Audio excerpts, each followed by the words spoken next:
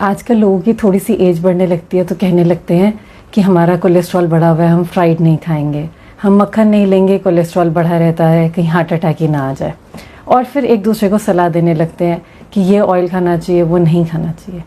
लेकिन क्या वाकई ही ऑयल खाने से कोलेस्ट्रॉल बढ़ता है? Hi, I am doctor Indupreet, a lifestyle transformation expert and co founder of the real health.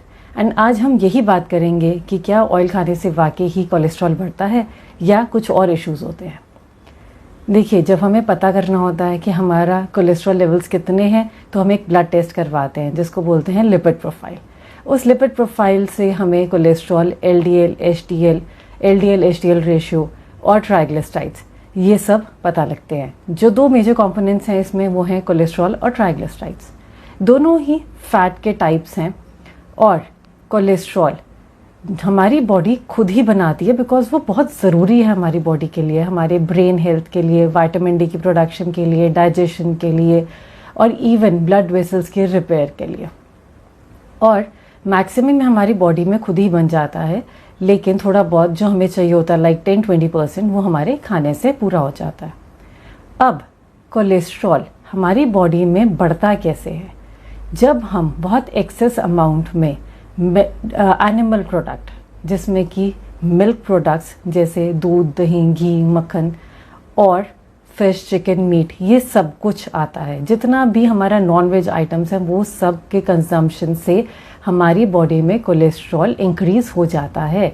तो अगर हमें डायरेक्टली कोलेस्ट्रॉल कम करना है तो सबसे पहले हमें इन सब चीज़ों को अपनी डाइट से, अपनी डेली रूटीन से निकालना होगा। Then second component is triglyceride. Triglyceride भी फैट का ही एक टाइप होता है, लेकिन ये हमारी बॉडी में कुछ स्पेसिफिक खाने से यानी कि ऑयल से, प्लांट बेस्ड ऑयल के कंजम्पशन से ही बढ़ता है। एंड फिर ये ट्राइग्लिसराइड लिवर के साथ मिलके कोलेस्ट्रॉल बनाता है। तो अगर आपका कोलेस्ट्रॉल बढ़ा हुआ है तो आपको एनिमल प्रोडक्ट्स बंद करने हैं, अगर आपका ट्राइग्लिसराइड बढ़ा हुआ है तो आपको प्लांट बेस्ड ऑयल्स बंद करने हैं। एंड पहले ट्राइग्लिसराइड को कंट्रोल करना ज़रूरी है, क्योंकि अगर कोलेस्ट्रॉल बढ़ा हुआ है तो आप नॉनवेज बंद कर देंगे, ट्राइग्लिसराइड बढ़ा हुआ है और आप ऑयल्स नहीं बंद करेंगे तो वो फर्दर वो भी कोलेस्ट्रॉल को बढ़ाता चला जाएगा। इसके अलावा दोनों चीज़ें कंट्रोल करने के बाद भी कई बार लोगों का कोलेस्ट्रॉल और ट्राइग्लिसराइड्स बढ़े रहते हैं, तो that is a hereditary cause. But घबराइए नहीं, तीनों के ही ऑप्शंस हैं, तीनों का ही ट्रीटमेंट हो सकता है। तो अब आपको करना क्या है? आपको लग रहा होगा कि हमने आपको एनिमल प्रोडक्ट्स और ऑयल्स लेने के लिए मना कर दिया है, तो क्या आप थोड़ा भी नहीं ले सकते? तो इसके लिए मैं आपको बता दूं कि जब आप 2 से 3 किलो मीट एक दिन में लेते हैं तो आपका 1 ग्राम कोलेस्ट्रॉल बढ़ता है। लेकिन अगर आप जितना हम लोग डेली इंडियन डाइट में ऑयल कंज्यूम करते हैं तो डेली बेसिस पे हमारा 20 से 30 ग्राम ट्राइग्लिसराइड बढ़ जाता है। So you can decide accordingly.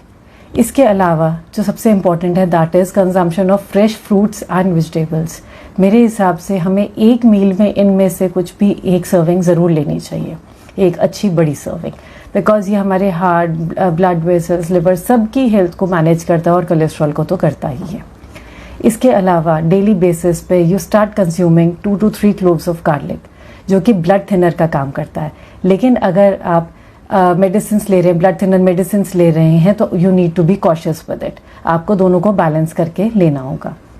इसके साथ साथ आप फेनुग्रीक सीड्स, मेथी के दाने को भिगो के 1 चम्मच डेली ले सकते हैं अपने किसी भी फ्रूट या सैलेड में डाल के, या ऐसे ही। उसके अलावा जब हमने आपको मना किया कि आप अपना रेगुलर चाय या डेयरी प्रोडक्ट्स नहीं ले सकते, तो you can have herbal tea जिसमें आप अदरक, करी पत्ता, सिनेमन, जीरा ये सब डाल के आप इसको चाय की तरह ले सकते हो। इसके अलावा आप डेली बेसिस पे try to incorporate oats, 2 to 3 spoon of oats, that is very good fibre, जो कि आपके कोलेस्ट्रॉल को रिड्यूस करने में हेल्प करता है। और एक बहुत टाइम से हम लोग इसबगोल, that is a very good natural fibre जिसको हम कॉन्स्टिपेशन के लिए यूज़ करते हैं, वो आप अगर डेली 1 चम्मच ले लें तो वो आपको इसमें भी हेल्प करेगा।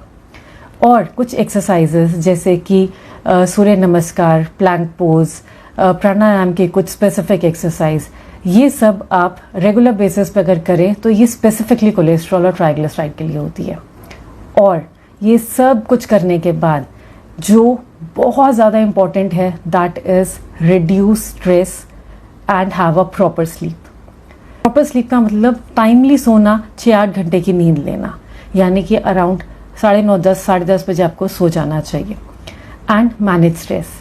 हमें पता है स्ट्रेस मैनेज करना बहुत मुश्किल होता है और कहना बहुत आसान, इसीलिए हमने अपनी और कुछ वीडियोस में स्ट्रेस को कैसे मैनेज करें वो बताया है, so you can take help from that. So that's all and stay healthy.